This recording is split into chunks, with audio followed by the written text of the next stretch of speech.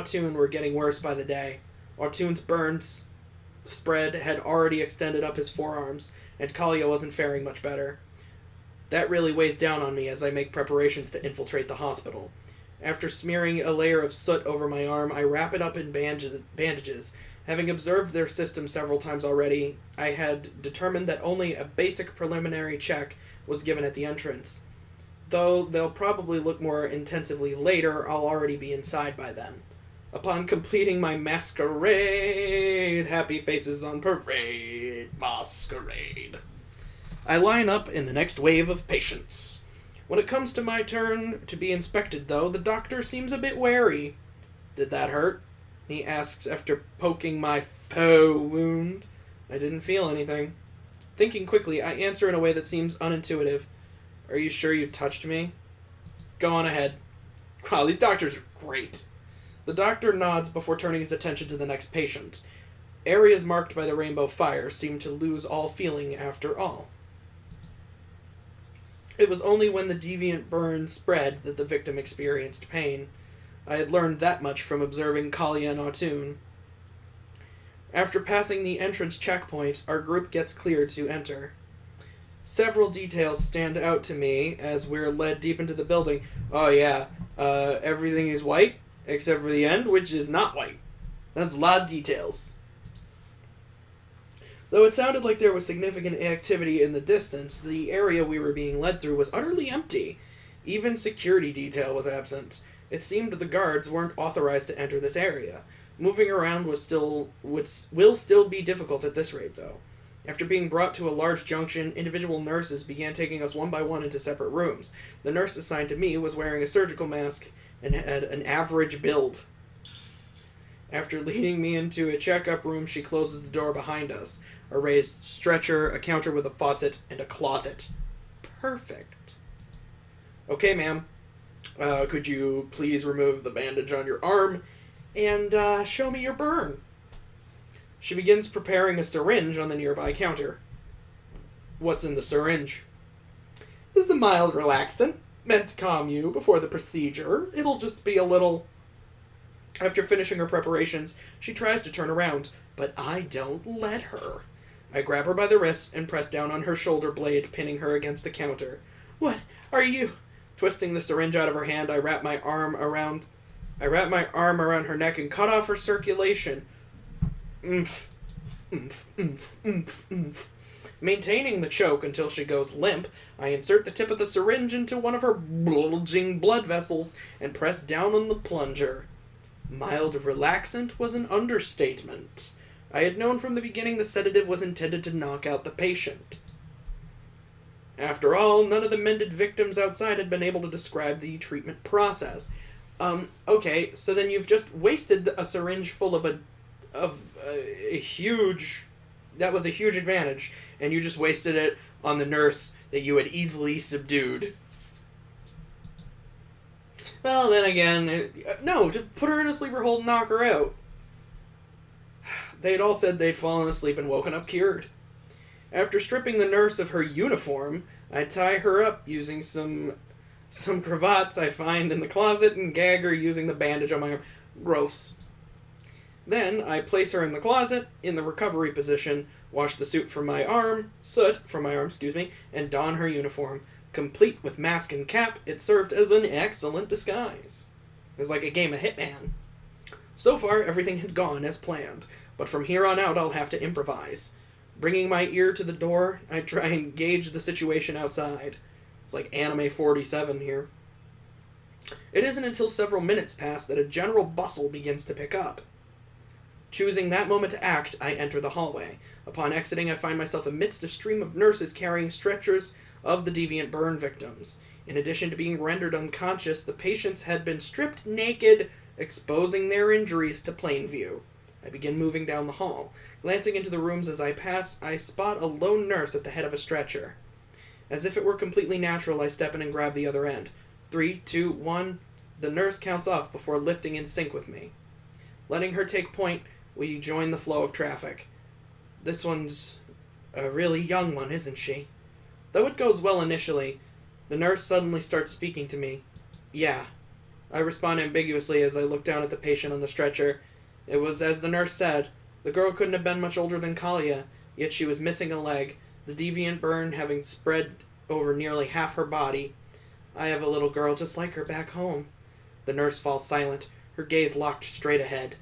I hope she isn't flagged. Flagged.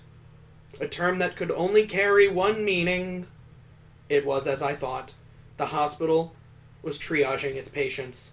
My eyes drift down to the girl despite myself. Perhaps due to the nurse's influence, I can't help but see Kalia's image in the girl's light brown locks and weakly shut eyes. Everyone makes the same face when they're struggling to hold on to life with all they have.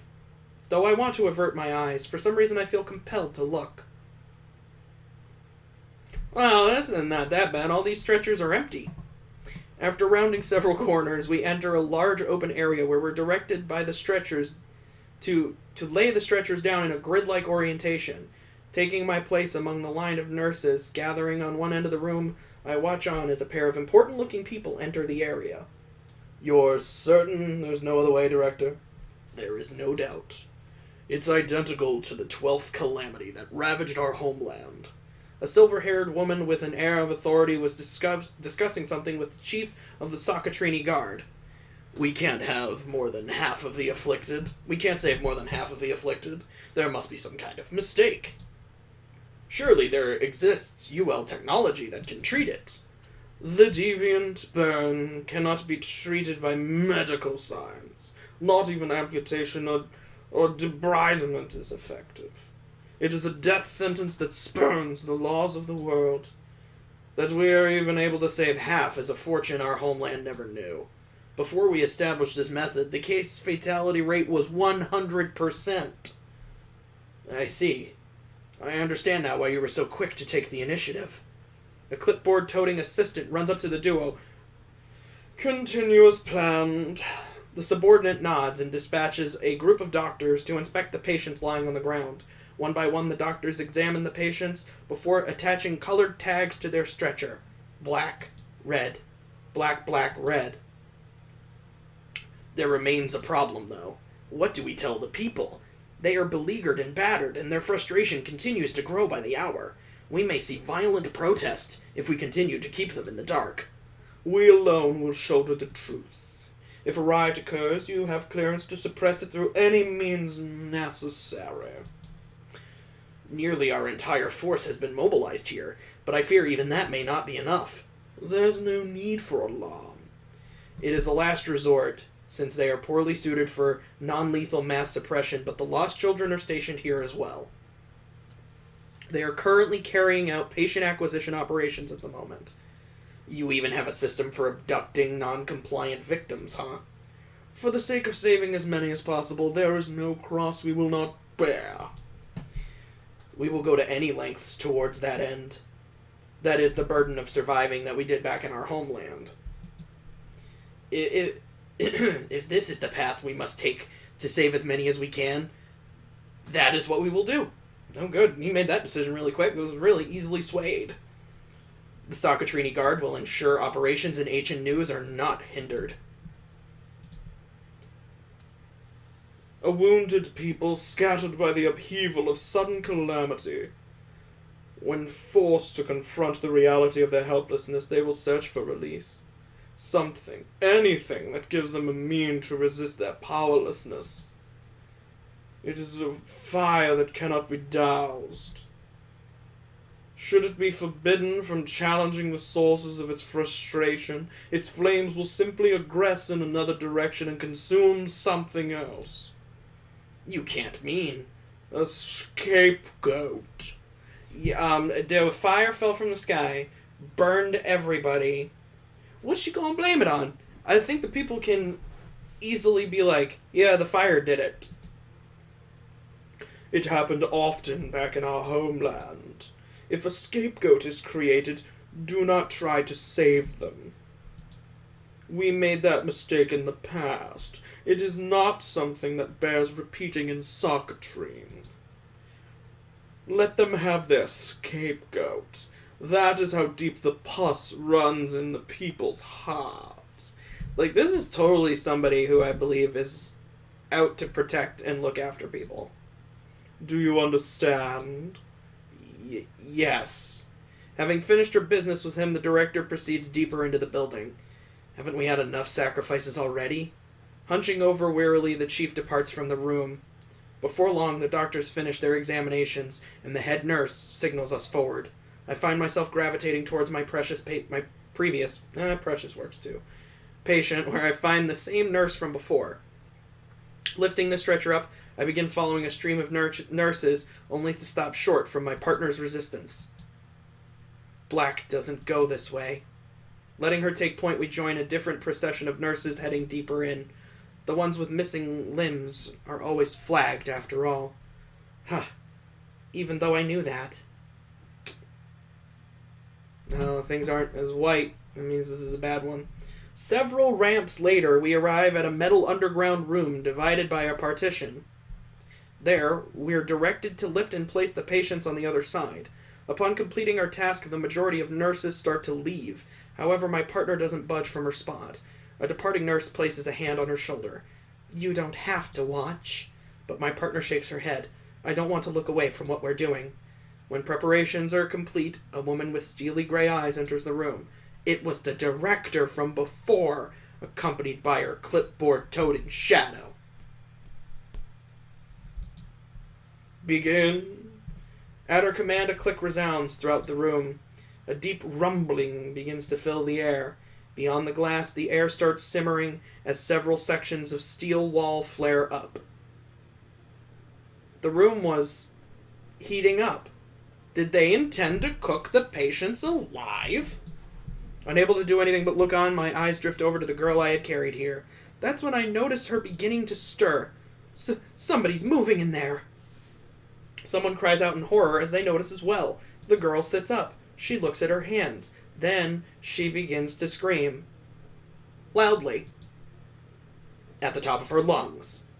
As the intense heat envelops her, the deviant burns on her hands begin glowing brightly before surging up her body at an accelerated rate.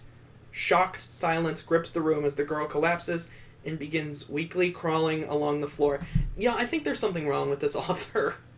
Whoever wrote this has some, really serious issues that they need to get worked out. You can write a story where, really horrible things happen to people, graphic things happen to people, but it's in how you describe it and in how it is done that can give it its, lasting shock. This seems like it was written purely for shock value. Oh, how about I write a scene where a bunch of kids get cooked in an oven? Okay, write that one down. She doesn't make it far before her body is consumed, and she crumbles into glittering dust. But she continues screaming until the very last moment. At my side, I hear the hollow thump as my partner falls to her knees. No. I couldn't have botched the injection, could I? It was as if the room had been traumatized into silence.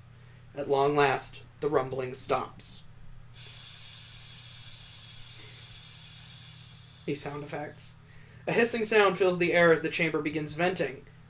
Director, why can't we terminate the patients before doing this? The deviant burn does not spread on cadavers. Only when it finishes consuming a living subject is estus vitae produced. I can't do this anymore. Please, no more. We're already short on staff. Yeah, imagine that. Cooking a bunch of people alive makes a lot of nurses just go, you know what, maybe I'm not cut out for this. Even with everyone working around the clock, there are many that are lost due to our sheer lack of manpower. You know this already. This is the burden those in this post must bear. From now on, ensure you follow protocol and adjust the dosage properly for pediatric patients. Nothing remained of the people beyond the glass but vaguely shaped piles of glittering dust. Unfairly, and without warning, their struggle had ended. I watched on as the dust swirls and coalesces into tiny orbs, one for each person that had been inside. When the room finishes cooling, we're directed to enter and collect them, the remains of the girl I had carried here. I pause before them and kneel down. The ones with missing limbs are always flagged, after all. If I bring Kalia here, this is what will become of her. This is how she will end up. The others as well. There was no guarantee they wouldn't be flagged. There's no other option. When no one is looking, I wrap 4 of the stones up in my handkerchief and secure them on my person. Even through gloves, they had a nauseating feel to them. The skewed ratio of those that returned, the unusually tight security, and the system of designating red and black tags. Everything made sense if these were the key to curing the deviant burn. But even upon learning the truth, my objective had not changed. My next course of action, escape. Again, way better this all would have been in the beginning. Because you know she escapes because Kalia and Triss are part of the storyline that takes place in the future. And what does all of this have to do with the weird golden dream? Like, I am legitimately curious to see how all of this connects, if it connects at all. I keep my eyes straight ahead as I traverse the halls of Sockatrine's main hospital. Though exiting through the side entrance would have been ideal, they had been thorough in sealing the area off from the rest of the hospital. Time was of the essence. Rather than waste time looking for a way out of the unfamiliar structure, I decided to escape via the main entrance. Kalia, Autun, Lynette, Diamant. I held it. The key to saving them. Their lives, their futures. It was an unbelievably heavy weight. But even then, I won't falter. I'll carry it all. Forward. Forward.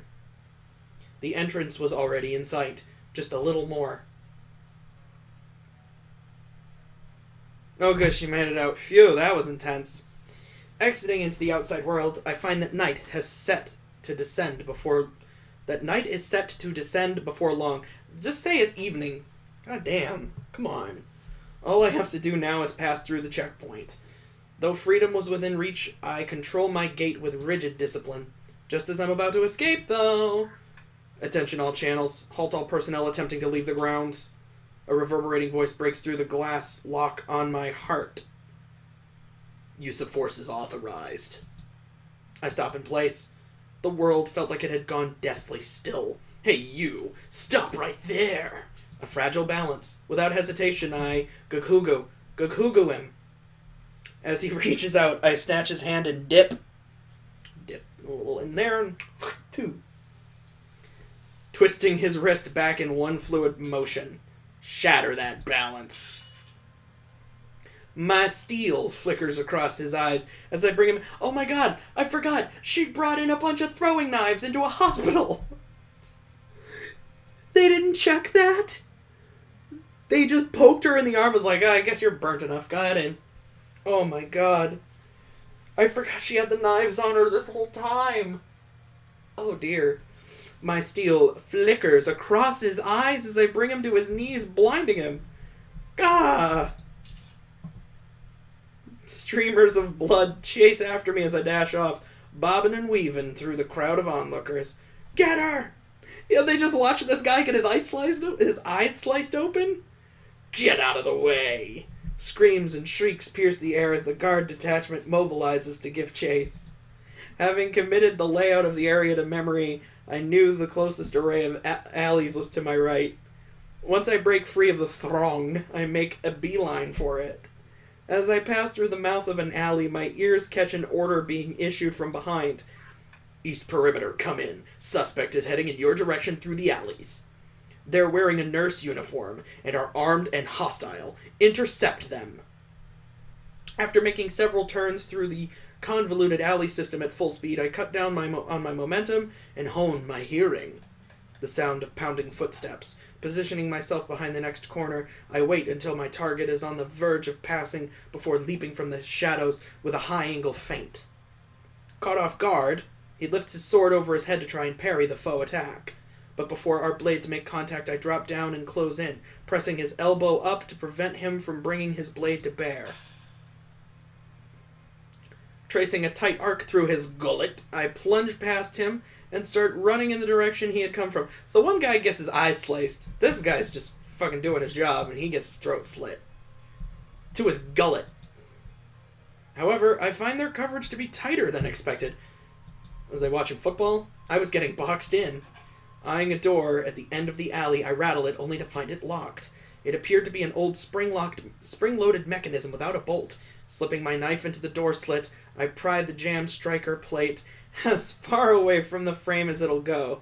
Then, wedging a throwing knife into the keyhole, I yank around in an attempt to cause as much damage as possible. When I hear a telltale clatter, I drop back and kick at the area next to the doorknob as hard as I can. The door swings open as wood gives in and the lock falls apart. Footsteps on my 6. Someone was almost right on top of me. Leaping inside, I grab the door and swing it backwards with all my might. Rather than flee further in, though, I stand my ground. The moment the door swings open for my target's barreling figure, I whip a throwing knife at his face. Gah. My target stumbles as the knife sinks into his eye socket. Again! God. Before he hits the ground, I step in and around his sword, my blade flashing through his carotid. God. I mean, that one guard was an a-hole, but did the rest of these deserve such visceral murder? You couldn't just incapacitate them? I mean, you're in a disguise, for crying out loud. Twirling away to the sound of arterial spray, I pressed deeper into the visibly abandoned house. Beyond one of the windows was an open area. I snap the rusty fastenings open and dive outside as the sound of pounding footsteps echo through the building. As I roll back onto my feet, I retrieve a throwing knife and hurl it at the window as my pursuers try to follow. A cry of pain rings out as their lead doubles over? Oh, their lead. I'm an idiot. Temporarily blocking the exit point. Two throwing knives left. I think they mean knives. Locating a series of alleys leading away from the open area, I take off with due haste. Escape was imminent at this rate. I had scoped this area out thoroughly beforehand.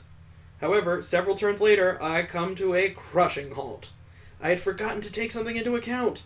A wall of rubble that must have fallen from the surrounding unstable buildings was blocking my path to freedom. Though I try to double back, I find myself cornered. It was an area in the process of clearing away debris, so there were few escape points. In that case, I'll have to fight. 3 enemies. Careful, she's dangerous. The guards ready their swords as they fan out to encircle me. Acting before they can completely surround me, I launch myself at one of the guards on my flank. Watch out! However, it's only a feint.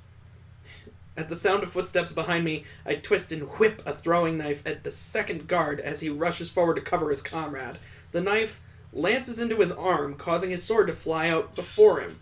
Reversing my momentum, I snatch the sword out of the air and sink it into its owner's neck as I drop back. She's become an action star. Crouch and spin away as the third guard slashes a wide arc at my head, anticipating a remise on my hindside. I slide and kick off the wall before me, crossing my opponent up as he lunges forward. As I do, I hurl my final throwing knife into the back of his knee, crippling him as I roll onto my feet. On my right, detecting an oncoming attack from the first guard, I twist and try to parry. However, the angle is off, and I end up being thrown off balance by the overpowering strike. In that split second, I knew I couldn't evade this next attack. Resolving to take the blow, I lunge forward in a desperate counterattack, gouging into my opponent's throat at the base as the base of his blade cleaves into my flank. What is she, a cow? Crushing pain spikes through my body as I pull free and stagger away. I only manage several steps before collapsing, though. Damn you. Which one of them is talking? They've all had their fucking throats slit. As the last remaining guard limps over to me and raises his sword, a final desperate surge of energy grips my body. I deny it. Denied. Grabbing my knife by the blunt of the blade, I muster all my remaining strength and whip it skyward. Did she just, like, bring a chandelier down on top of him? A cacophony of sound fills the air as the pulley system lifting rubble overhead gives. Though my target senses the debris plummeting towards him due to his injured leg, he is unable to avoid being haplessly crushed. Guh. Cough, cough. Having dove away to avoid the carnage, I pull myself through the dust until I reach a wall. Using it to support my body, I force myself to my feet despite the searing pain. I need to get away from here.